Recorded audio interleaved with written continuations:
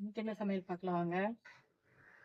இன்னைக்கு புடலங்காய் பொரியல், பீக்கங்காய் பாசிப்பருப்பு போட்டு கூட்டு,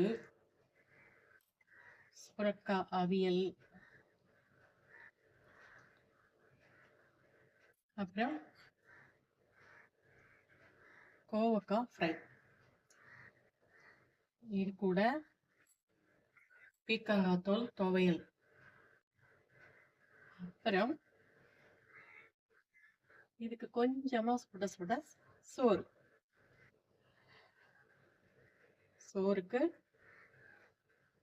முருங்கைக்காய், கத்திரிக்காய், மாங்காய் எல்லாம் போட்டு மணக்க மணக்க சாம்பார், அதுக்கப்புறம் பருப்பு ரசம். இதுக்கப்புறம் தயிர்லாம் ஊற்றிக்க மாட்டாங்க, ஆனாலும் இருக்கு. அவ்வளவுதான் இன்னைக்கு சமையல். இந்த வீடியோ உங்களுக்கு பிடிச்சிருந்துச்சுன்னா லைக் பண்ணுங்க.